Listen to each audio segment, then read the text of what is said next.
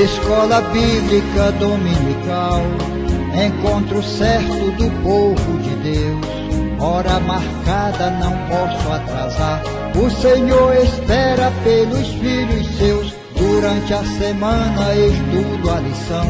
Aos domingos sou o primeiro a chegar. Quero aprender mais, ouço com atenção.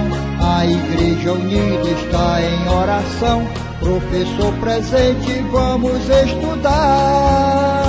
A minha classe é pontual, atenciosa e exemplar. Responde certo o questionário e a oferta sempre tem pra dar. Venha você participar também, tenha certeza que vai ser legal. Qualquer pessoa será bem-vinda à nossa escola dominical.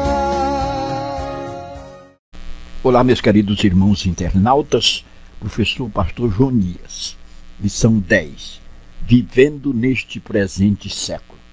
Texto áureo, ensinando-nos que, renunciando à impiedade e às concupiscências mundanas, vivamos neste presente século sóbria e justa e piamente. Tito 2, versículo 12. Verdade aplicada. O referencial em todas as áreas da vida para os discípulos de Jesus viver neste mundo é a palavra de Deus, e a capacitação é dada pelo Espírito Santo. Objetivos da lição: mostrar algumas marcas do presente século, ressaltar a necessidade de viver no presente século como uma nova criatura, explicar o que é despojar, renovar e revestir a partir de Efésios 4. Texto de referência, Efésios 4, 17 a 21.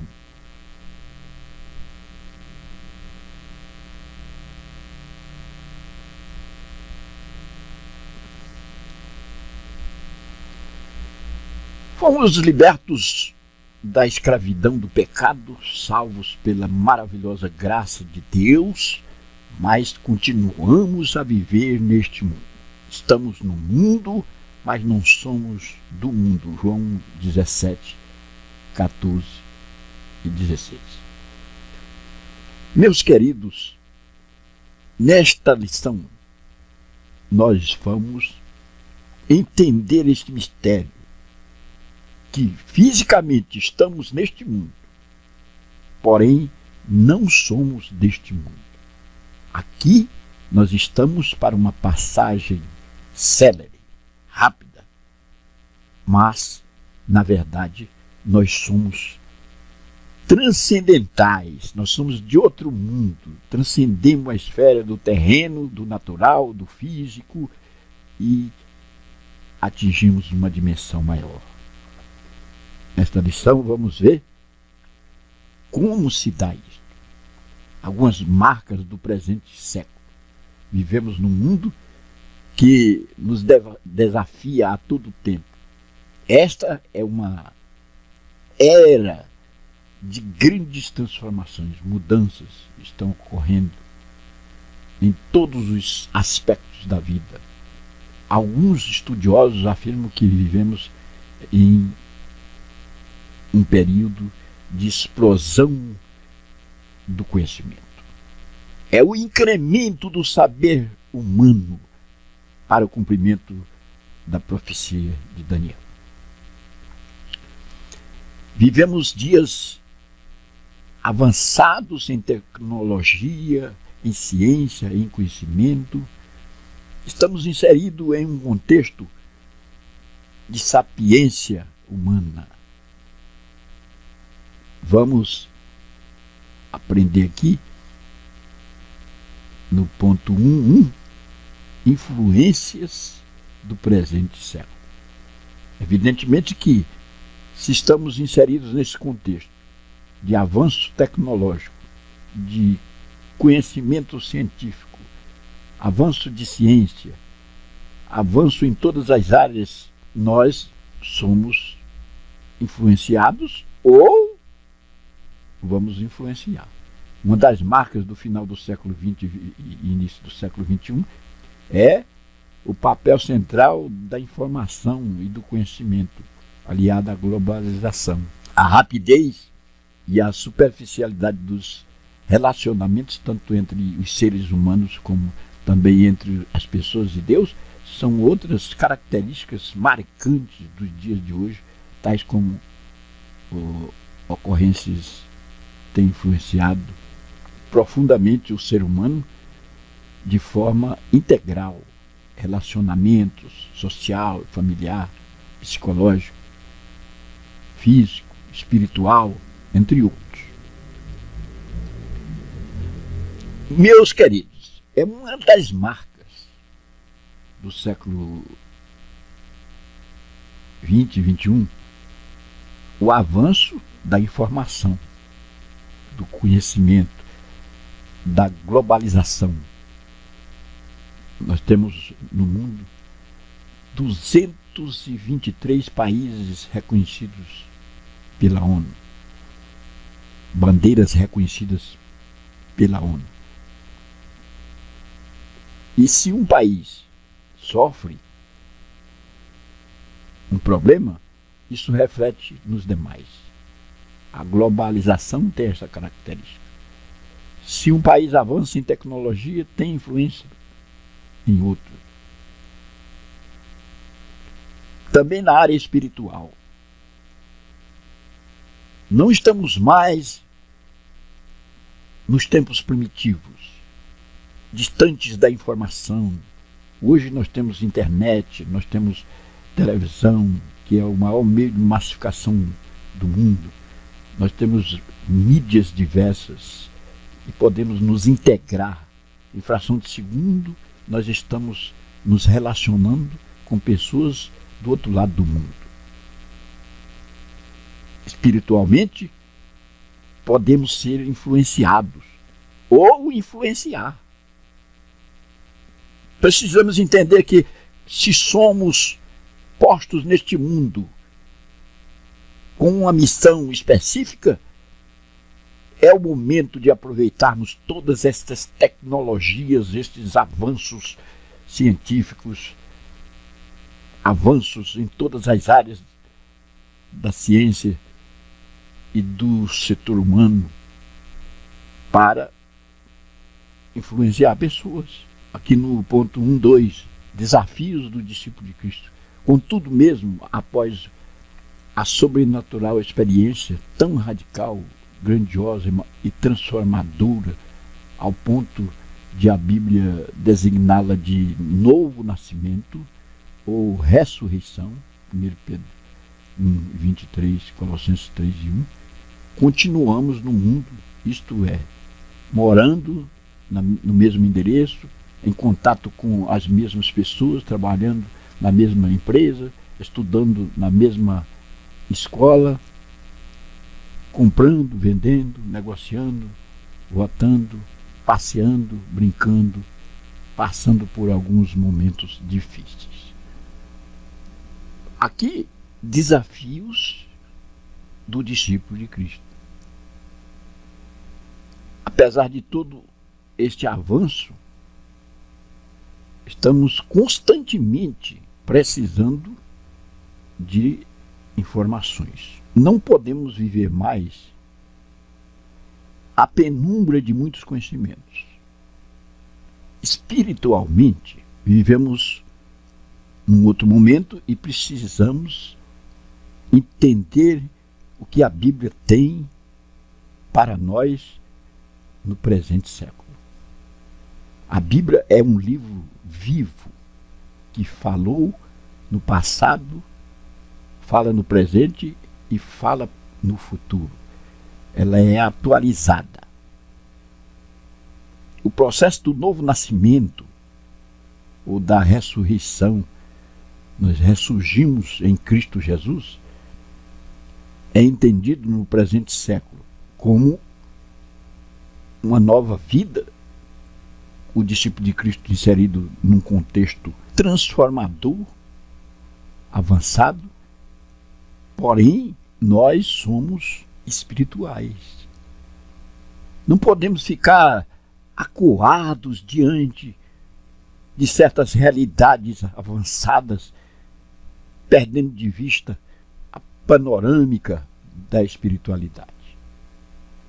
Se nascemos de novo, se somos novas criaturas em Cristo, através do processo do novo nascimento, mesmo emaranhados em tantos avanços, não podemos abdicar dessas prerrogativas inerentes a um discípulo de Cristo. O mundo estamos, mas não somos. Agora, textos bíblicos descrevem o mundo no sentido espiritual, como um sistema que está em competição com Deus, pois adota um modus vivendi sem considerar a vontade de Deus e o relacionamento do discípulo de Cristo com o mesmo. Lembremos-nos de que o espiritual influencia todas as áreas da vida humana. Jesus disse que os seus discípulos estão no mundo, mas não são do mundo. João 17, 14 e 16. Pois o mundo aborrece os que são discípulos de Jesus. João 15 e 18. Aqui é um mistério interessante. Fisicamente, nós estamos neste mundo. Nascemos, vivemos, estamos convivendo com outros seres, somos materiais, porém, precisamos entender que não somos deste mundo. O próprio Jesus disse: o meu reino é eterno, não é deste mundo. O discípulo de Cristo, que anda à sombra de Cristo, também não é deste mundo, apesar de materialmente estar neste mundo. E outra coisa interessante, entendermos que nosso modus vivendi não agrada aqueles que estão à nossa volta.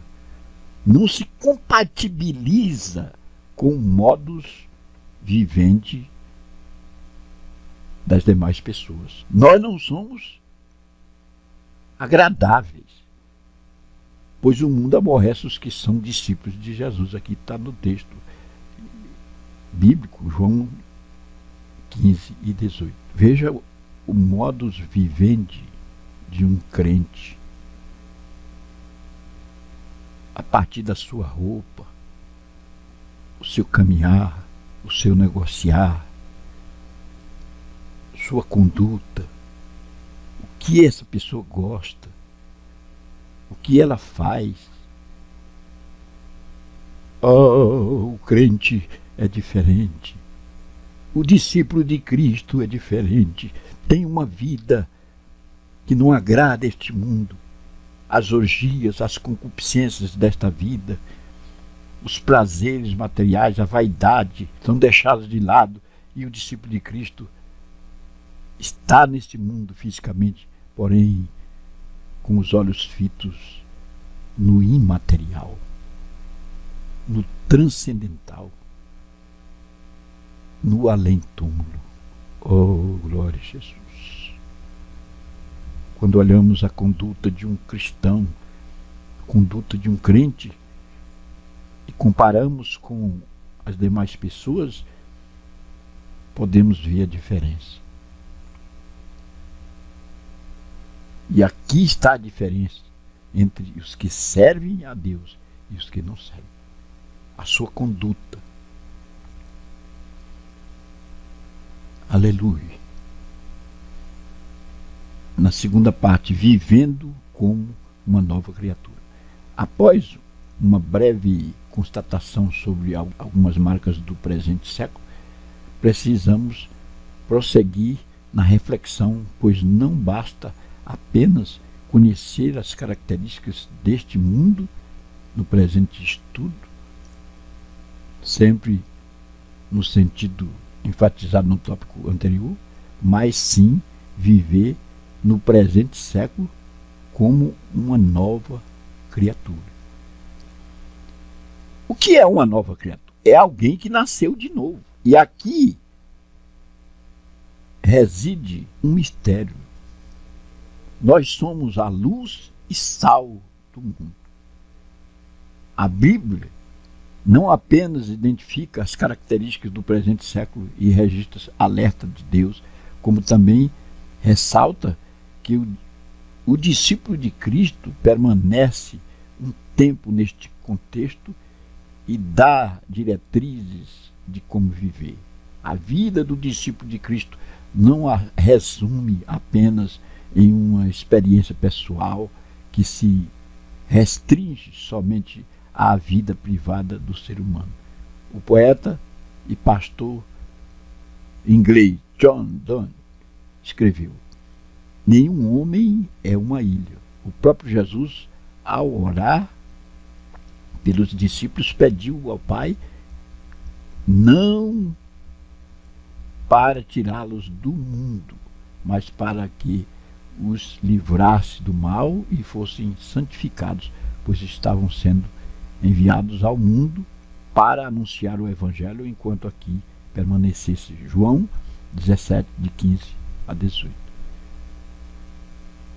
Somos luz e sal. Aqui, as metáforas que encaminham a palavras luz e sal são figuras de linguagem para dizer o seguinte: somos alguém que brilha, que irradia luz, que projeta luz e que quebra as densas obscuridades deste presente século, deste mundo. Sal que dá o sabor à comida. Muito bem ilustrado por Jesus Cristo. Estas duas palavras, luz e sal, nos mostra o quanto somos importantes. Não estamos isolados, conforme as palavras do sábio John Donne. Nenhum homem é uma ilha. Isolado quer dizer sem comunicação. Não, e o famoso filósofo Sócrates já dizia no passado: o homem é um ser que precisa viver na polis, ou seja, na sociedade. Ele se relaciona, ele interage, existe um feedback, uma retroalimentação entre nós e aqueles que estão à nossa volta. Como crentes, como discípulos de Cristo, somos luz que alumiamos. Veja bem, o nosso reflexo é um reflexo de fulgor, de dissipar trevas e de dar sabor à comida, que é o sal. Como é que estamos? Estamos projetando luz? Estamos dando o sabor a este mundo insípido? E aqui, no subponto 2.2, diferentes para fazer a diferença.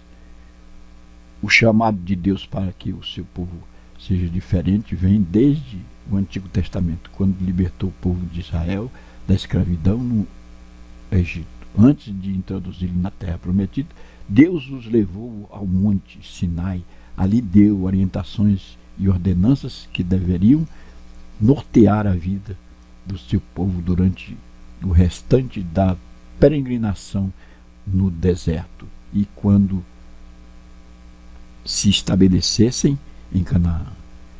Deus disse que o seu povo não deveria viver segundo os costumes do povo do Egito, onde haviam vivido tantos séculos, nem conforme os costumes do povo de Canaã, para onde o Senhor os estava levando. Levítico 18, de 1 a 5.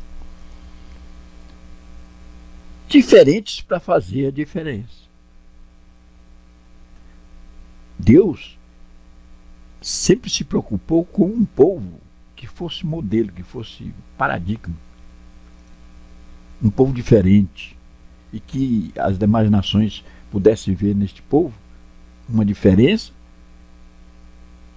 E então este povo seria esperança e bênção para as demais nações, o povo de Israel. E Deus orientou este povo. Quando no deserto, quando chegasse na terra de Canaã, qual seria o procedimento? Não poderiam se adaptar aos costumes da terra. Aqui, o comentarista nos chama a atenção, e a Bíblia também. Não podemos ser influenciados, mas precisamos influenciar.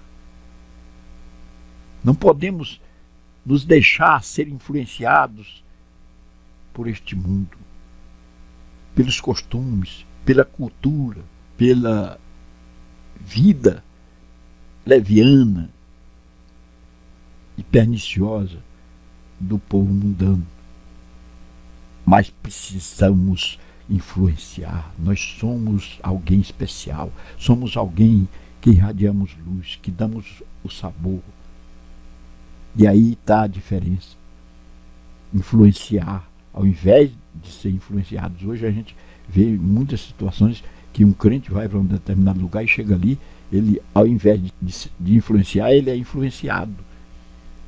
Ao invés dele brilhar como luz e mudar as trevas, ele é mudado, se desvia, envereda por outros caminhos escabrosos. Nós temos na Bíblia exemplo de pessoas que não se curvaram diante das contaminações, das influências do povo mundano. Daniel, Ananias, Misael e Azarias, estes mancebos são exemplos no livro de Daniel. Não se curvaram, não se contaminaram.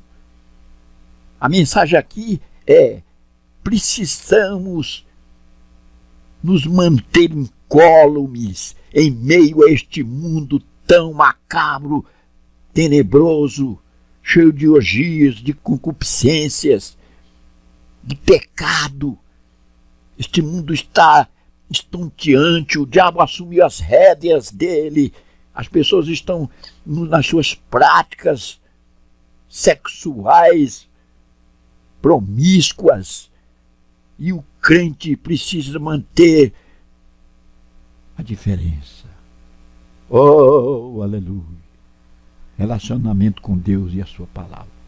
Considerando as marcas do presente século mencionadas anteriormente e o fato de não sermos uma ilha, a tendência é o conformismo, é sermos absorvidos pela cultura do mundo em que vivemos e deixar-nos ser conduzidos pela moda, é sermos envolvidos. Porém, assim como Deus falou para Israel, continua falando o seu povo neste tempo para não nos moldarmos ao sistema deste mundo. Romanos 12, de 1 a 2.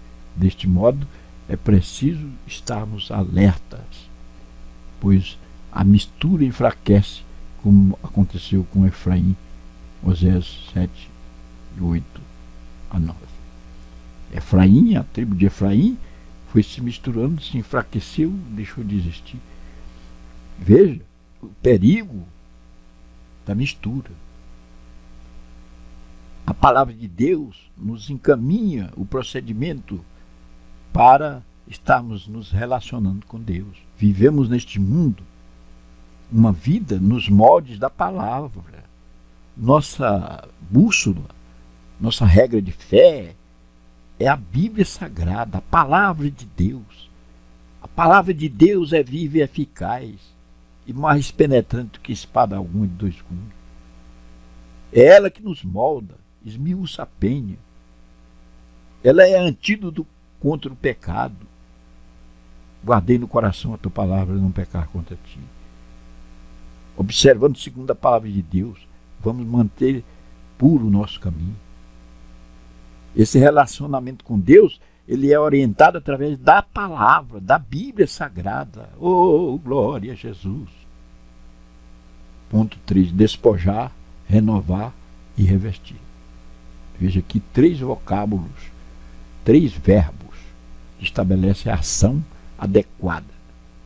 As 3 expressões que intitulam este tópico foram extraídas de Efésios 4.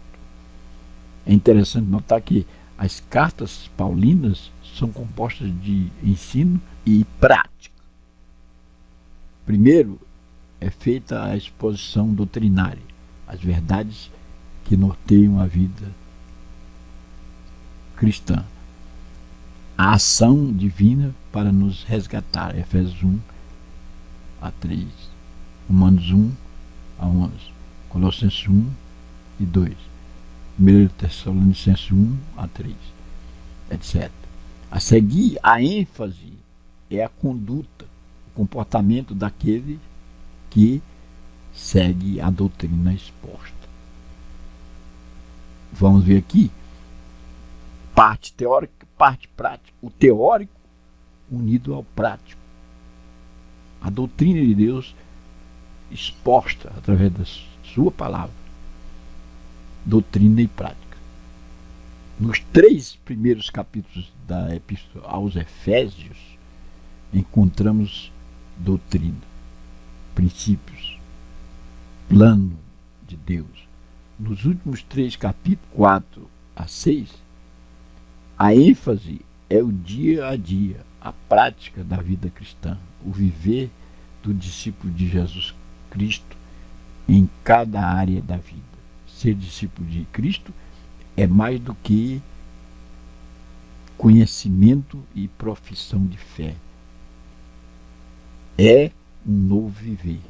Antes da conversão, do novo nascimento, o discípulo de Jesus vivia segundo a natureza pecaminosa. Mas depois da conversão, ainda que outros ao derredor continuem vivendo assim, o discípulo vive segundo novos padrões, pois tem um novo estilo de vida. Vamos compreender isso aqui. A doutrina é exposta. Ouvimos a palavra, tomamos conhecimento da doutrina, do ensino. Doutrina traz embutido o sentido de ensino. E depois isso muda a nossa vida. É materializado em nossa vida, aí é a prática. Nós somos inseridos em um outro contexto. Antes, segundo a natureza pecaminosa. Mas depois da conversão, nós vivemos novos padrões, aleluia. Um novo estilo de vida. Não é mais aquela vida velha.